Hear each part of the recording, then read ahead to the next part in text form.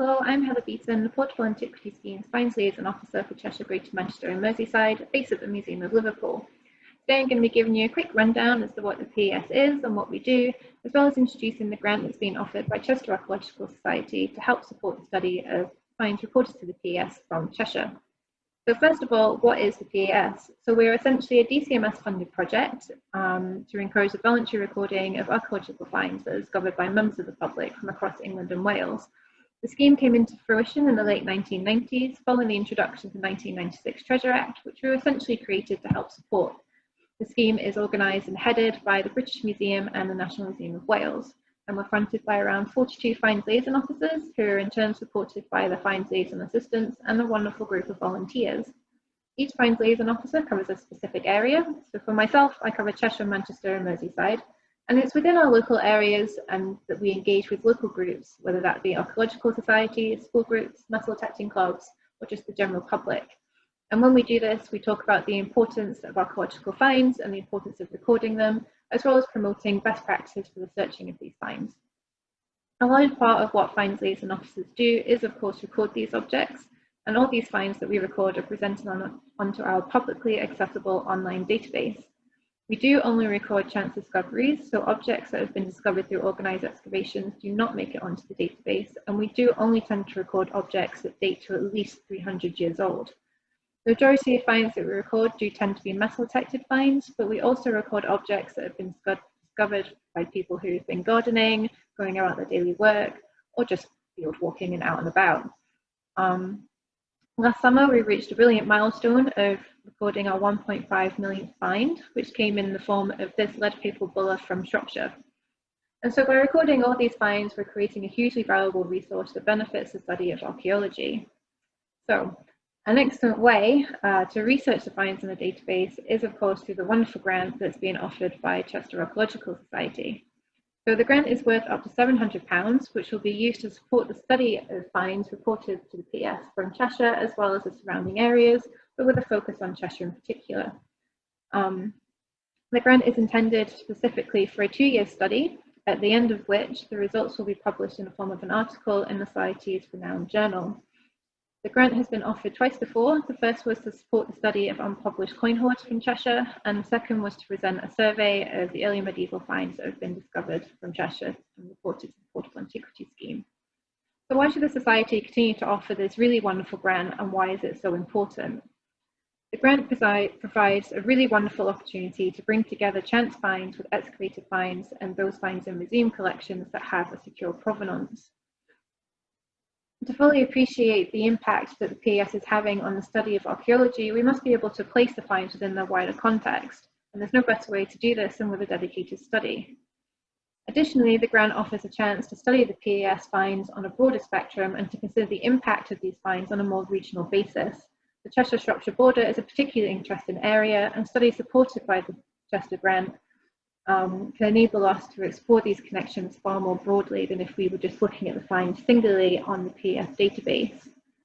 And finally, I think it's really important that the grant enables us to put these local finds in the spotlight. We have many significant finds that have been discovered from the county, and the grant is a wonderful opportunity to study and celebrate our shared heritage. So, looking more closely at the finds reported to the PAS from Cheshire, including the Wirral, you can see that we have just over 17,300 objects reported. Looking at the broad period breakdown, you can see that we have fewer finds reported from the prehistoric periods. This is largely because, as I say, most finds reported to us come from metal detectorists, and the absence of metal in these early periods means they are underrepresented in the PS data.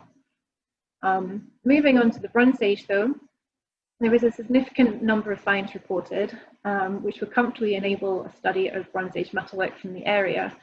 And I'll talk about that more in a moment.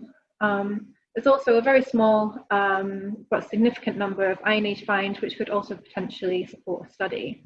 It is worth noting that the total figure for the Roman period, which we have here, which is just sitting at around 10,500, is quite an inflated number, and this is largely due to the coin hoards that we've had discovered from the area.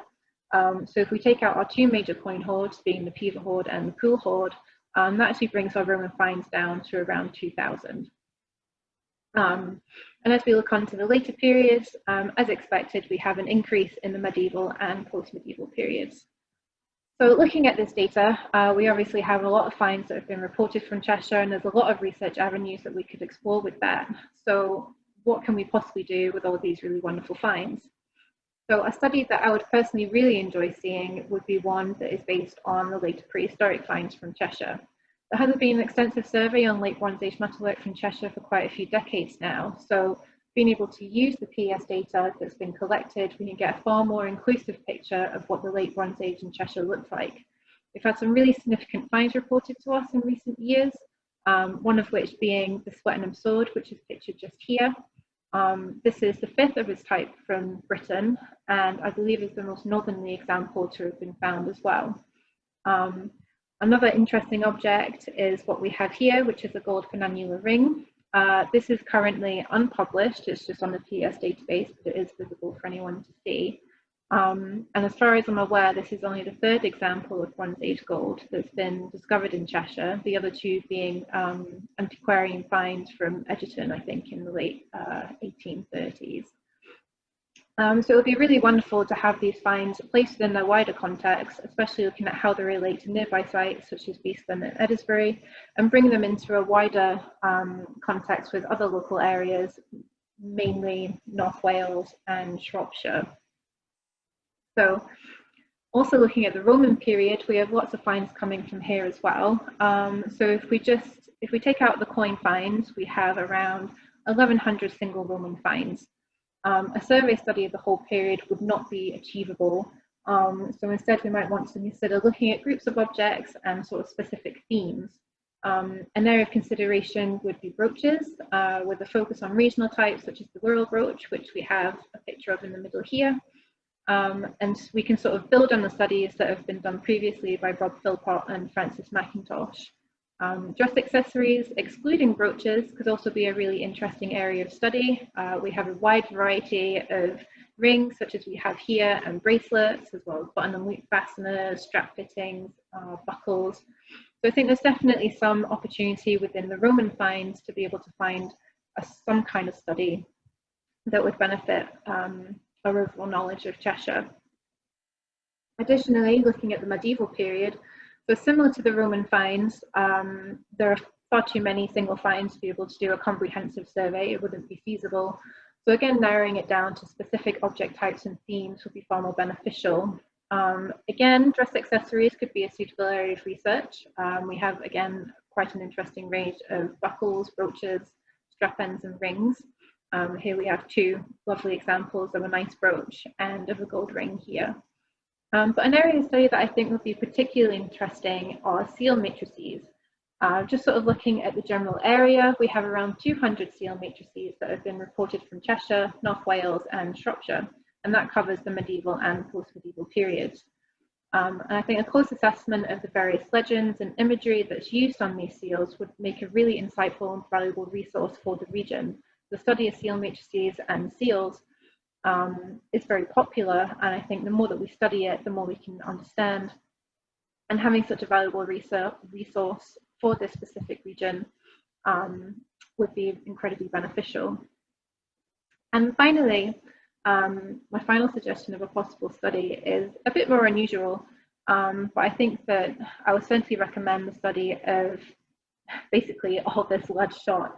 So in recent years, we've had a copious amount of shot that have been reported to us from Cheshire and surrounding areas. This example down here, the iron shot, this is actually from St Helens, whereas the others are all from Cheshire. I mean, recently, just a couple of years ago, we had this group, which is 657 shot balls, which were reported to us, which came from just outside of Nantwich. And we also have a number of individual shot finds, especially ones that we have quite a large scattered batch that have been discovered around the Tatton Hall area. And personally, I think it would be really interesting to assess to what extent these groups of shot are actually related to military activity and how well it corresponds to the historical sources. Yeah. So just to wrap up, Finally, if anyone would like to know any more about the grant, please do visit the Chester Archaeological Society's website and click on the Grants and Awards tab, and there you can find a bit more information and the application form. If anyone would like to discuss any research ideas, please do get in touch with me. My email address is here, and you can also reach me via Twitter if you like to. And we can talk about your research, work out whether it's viable, and discuss your research aims. If anyone needs to talk about the grant's logistics, please contact the Honourable Secretary, Joe Curtin, who'll be able to go through that with you. And finally, if anyone would like to obviously look at any of the finds, please do go into the PES database. Even if you're just interested in looking at what's in your local area, it's a really fantastic resource. And of course, the deadline for the applications for the grant is the 30th of June, so you have about 2 months to get your research proposal in. And finally, I'd like to give a really huge thank you to Chester Archaeological Society for once again offering this grant, which is a really wonderful opportunity to study the finds that have been reported from Cheshire. And I want to thank you all for your continued support of the PES and of myself. So thank you.